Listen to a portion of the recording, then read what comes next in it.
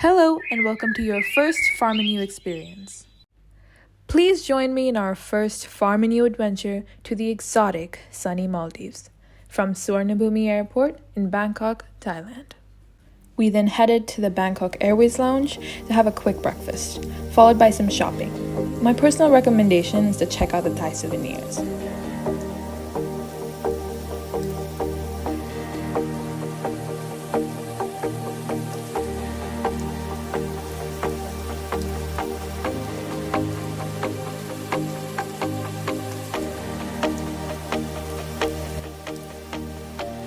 The journey was just above 4 hours and we touched down at Villana International Airport in Malé.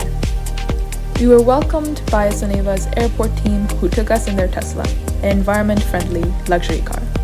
The consciousness to sustainability was very visible from the time we arrived in Malé.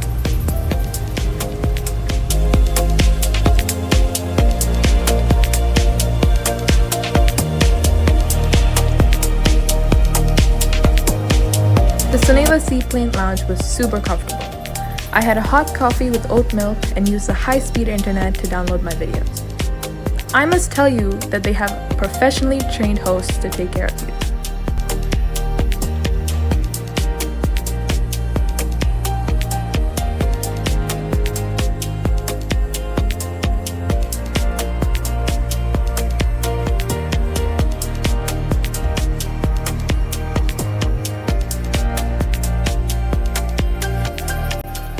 By the way, this is my first seaplane experience.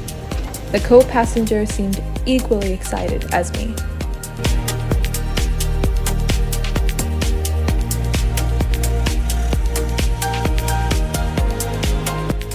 The turquoise blue and the other shades of the ocean were mesmerizing.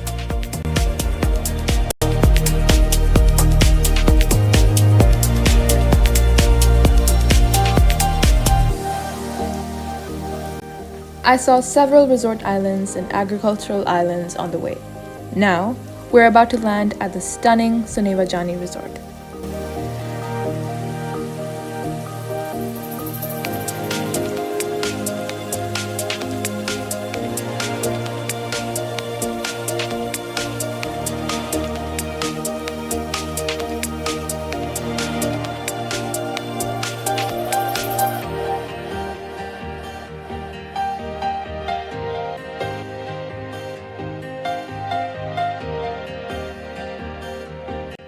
Oh wow, this is paradise.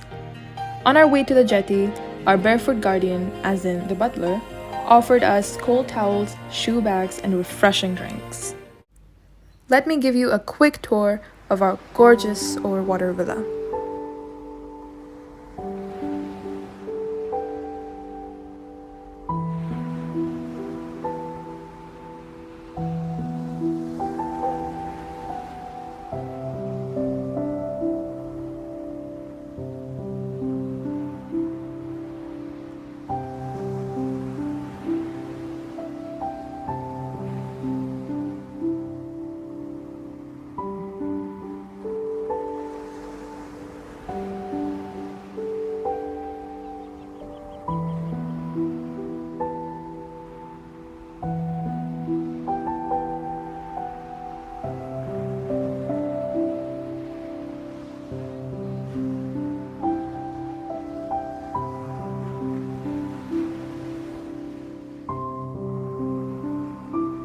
We gazed the stars at night from our bed since my brother insisted on keeping the sliding roof open.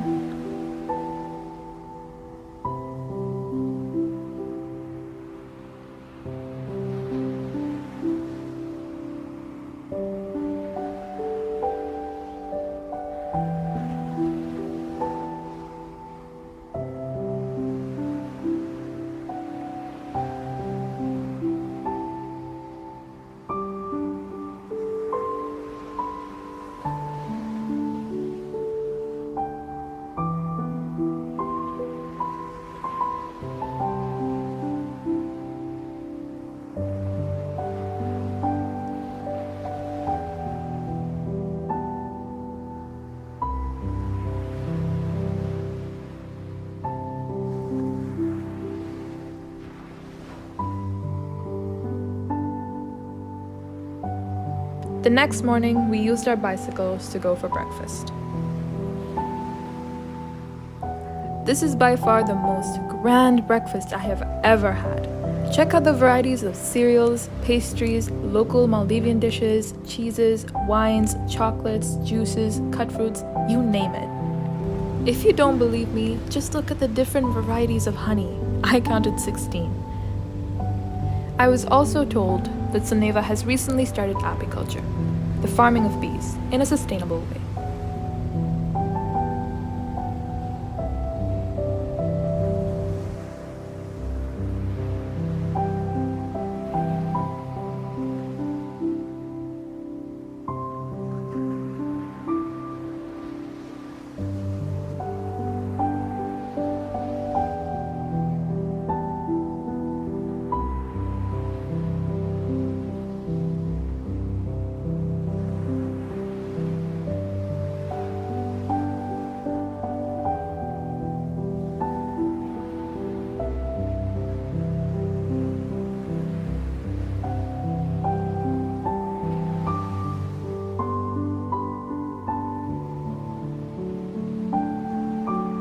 As a family, we noticed the fresh salads, vegetables, and the garnishes. We also spotted sprouts on the buffet in coconut shells. We were told that most of them were grown on the island, so we decided to visit the organic vegetable garden.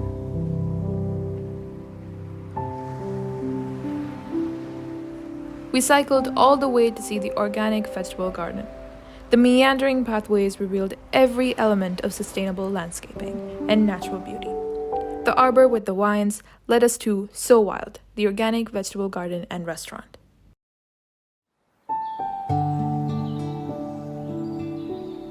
Before you meet Miss Ritu, the permaculturist of Soneva Jani, we will show you the main garden and the activities going on in the morning.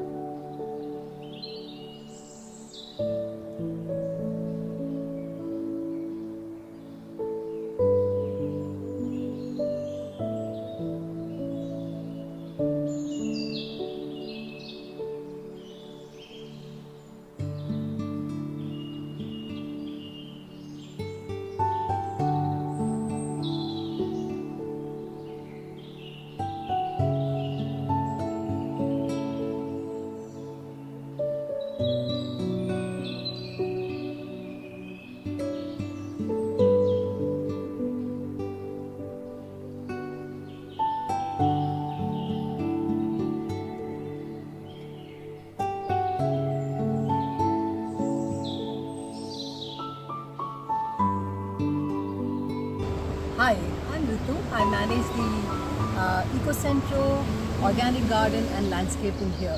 So just to tell you a little about our island, this island is around 6 years old with us, 6 years plus now, and we inherited this island as an agricultural island. So when we got this island, we didn't have too many trees on this island, but if you see now, we have a large canopy of trees creating a little pathway which is actually giving us a cover. So what we have mostly on this island are the pioneer species of trees. These pioneer species comprise of three species mainly. One is screw pine, the second is caviola, and the third species that is more prevalent is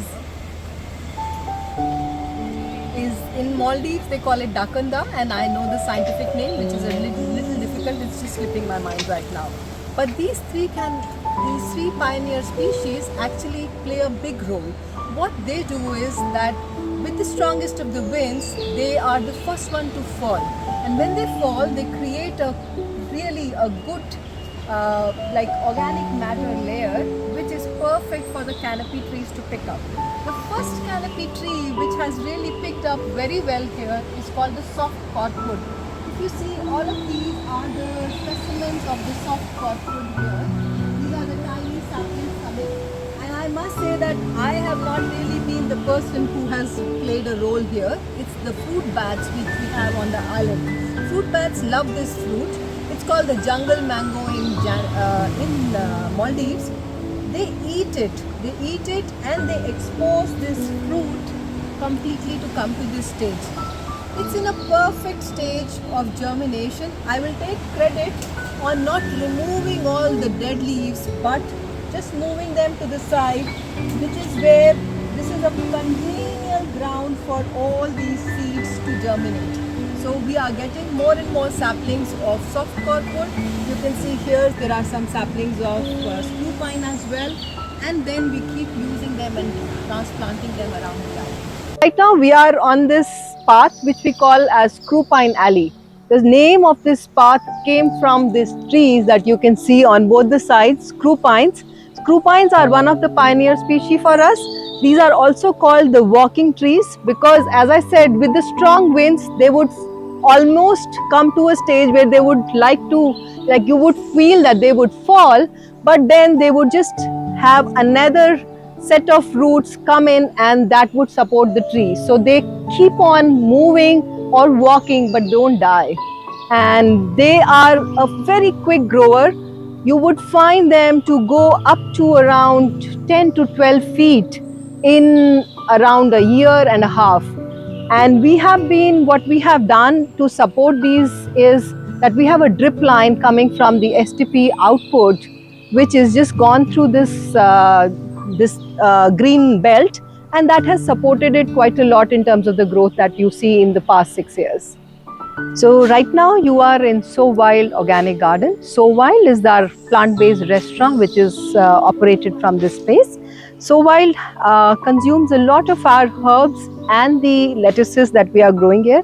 So we're growing around 21 different types of herbs and around 18 different types of lettuces. This is sweet basil.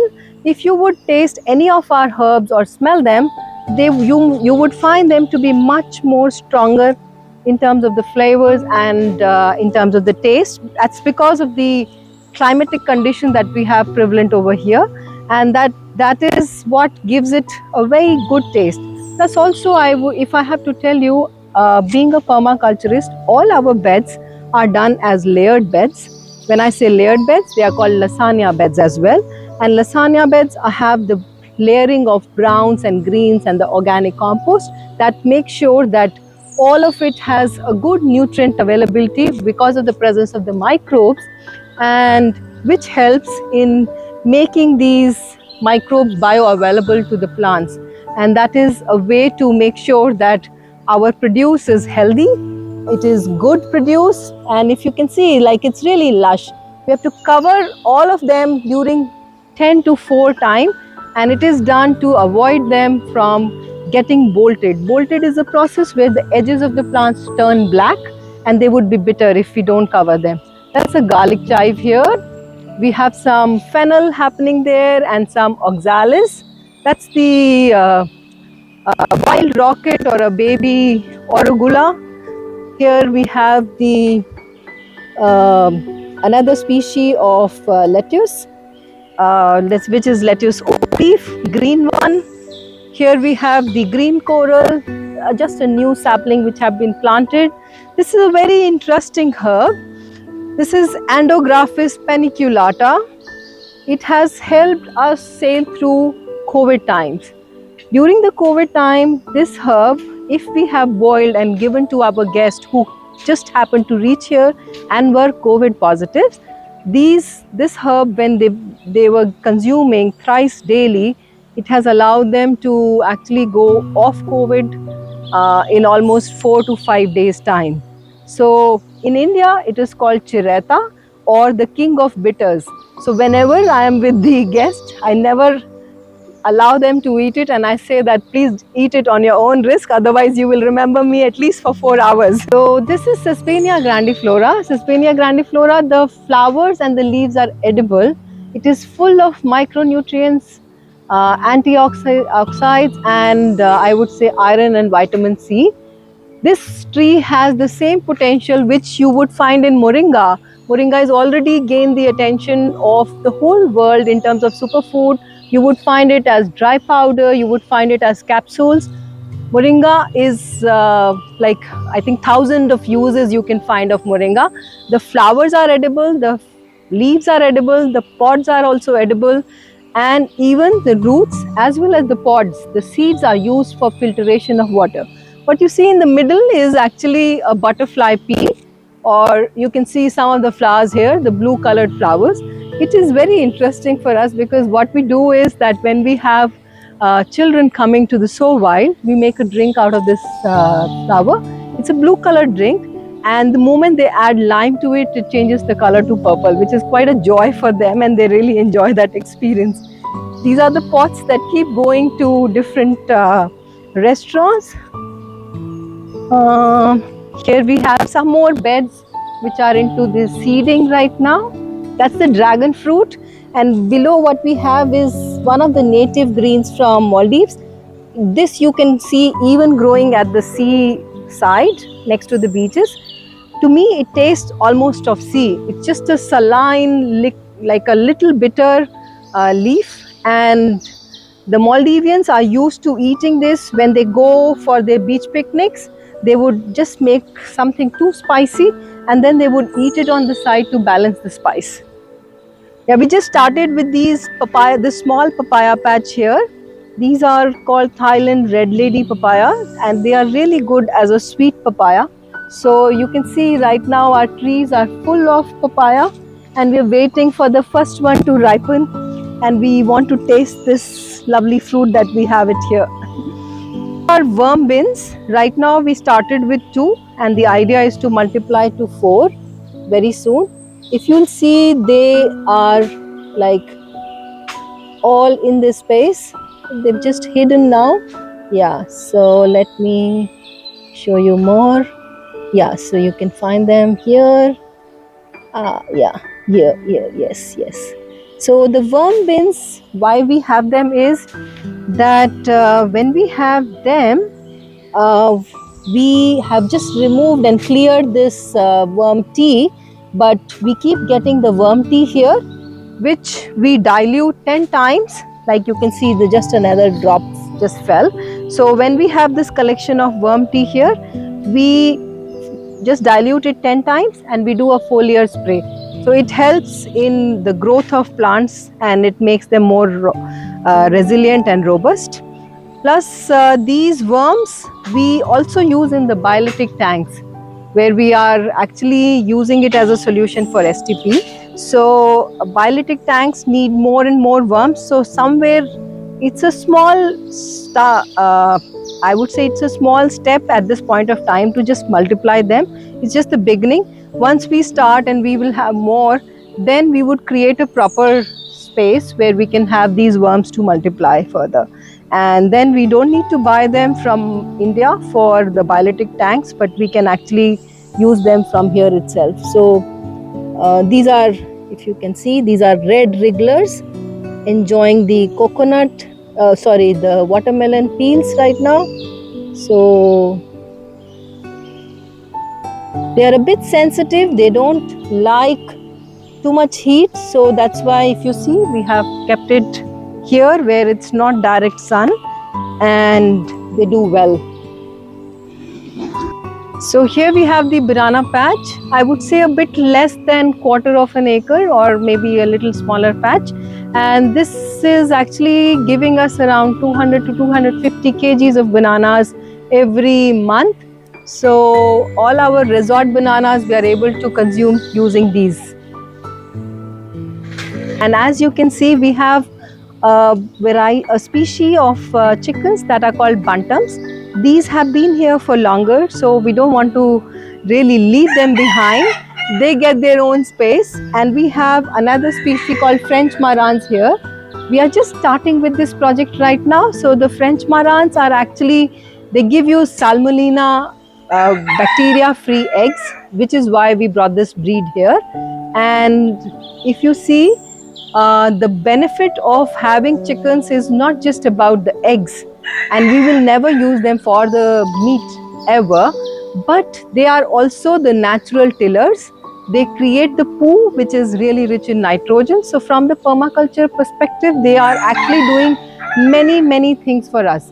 So right here, these two coops and the third one, and this path is what is where they are allowed to go and go to the small fruit orchard in making. This will be further covered, and this will not have a shade on top, but this will be netted, and they will do the tilling. They would fertilize this, and we don't have to really work hard on this. Right now, what we have here is some Sesbania grandiflora, stone apple, some bananas, some lemongrass, some pandan, guava, lemon, and star fruit happening here. So we are at the Ayurvedic garden under this banyan. So what we have first is the 2 beds of aloe vera. Aloe is used by our guests quite a lot because they get badly sunburnt, and then just fresh aloe vera really helps them in getting rid of the sunburns that they have. This is pandan. Pandan is traditionally used to make lots of desserts, and if you would smell it, it smells like a very good rice, and in Ayurveda it has many medicinal uses as well. Here we have just transplanted new saplings of hibiscus, but you can see hibiscus is extensively used by our Suneva Soul or Islands Spa team for making hair pack, face pack, mostly hair pack, where they would use the leaves. The flowers are very good for managing the blood pressure. They reduce the blood pressure of anybody who is high blood pressure, having a problem of high blood pressure. This is a leaf which is in Hindi called Pathar Chat, and otherwise it's there's a plant which, and then we have here what is Quadrangularis. Quadrangularis is known to join any broken joints and bones.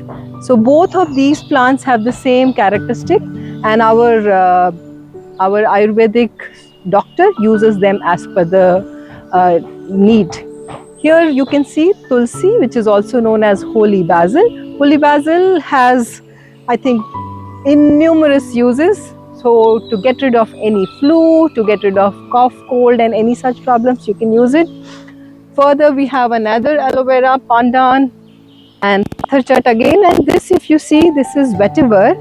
So our spa team uses the vetiver roots actually to make a scrub, and they even have different uses where they soak it in oil and then they use that oil. So vetiver is a coolant, and here in this heat it is perfect for us to use. Yes, so the STP output from our resort was not really adequate. Some of the values which we saw, we felt that we needed to improve the quality of the water further. And that's when we came up with the ecological wastewater treatment plant. It is imitating the wetlands and the ponds in nature. So we have one wetland first, which is a vertical flow. Then we have a pond. Then we have a second wetland. and then we have a horizontal flow, which is actually the third wetland, and then final collection of water in the final pond.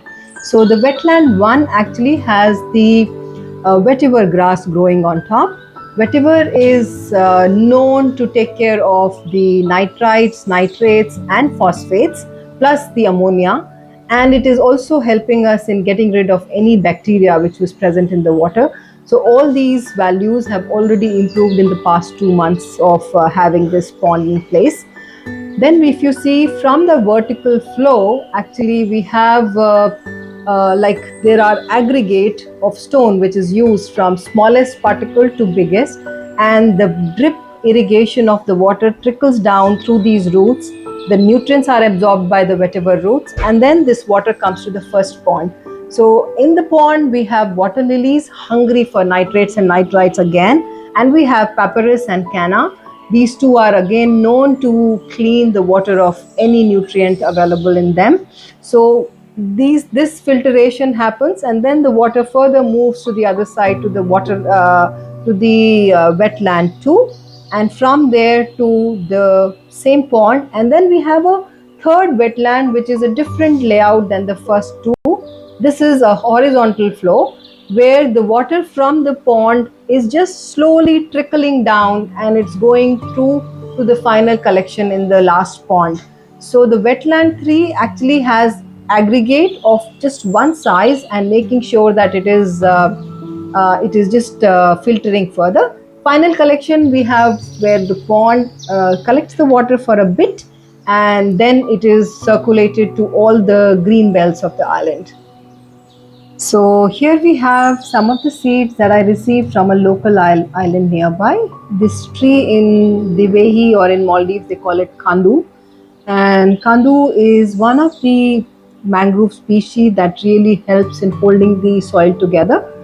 I'm just trying to germinate these seeds and introducing a third species of mangrove trees on the island through this. We have two species right now on the island. We have Kuredi and Burevi, and their scientific names are black mangrove and the coral hardwood or ironwood. So those two species exist, and trying to see if we can have the third species with this. I'm sure you've learned a lot from Miss Ritu. I know I did. On our way back, we met Jonky, the Chinese soft-shell turtle. He was rescued by the police. The pond at the host restaurant is his new home. Soneva is also home to certain species of sea turtles as they return each year to lay eggs.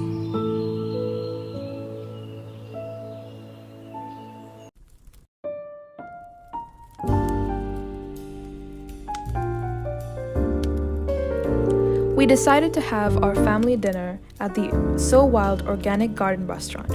As we made our way, we spotted several destination dining setups by the beach. The mood had completely transformed.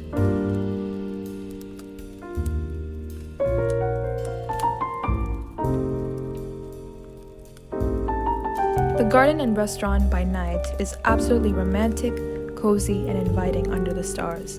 And so was the specially curated Farm to Folk world-class menu. The freshness of the food was amazing.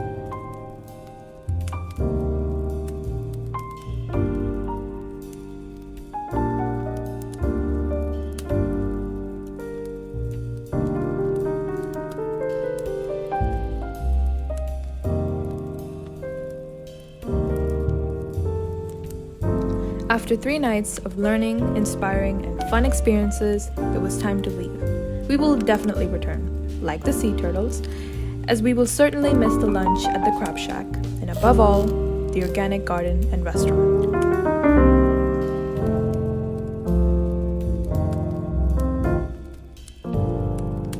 If you like our content, please like and subscribe to join our Farm and You family.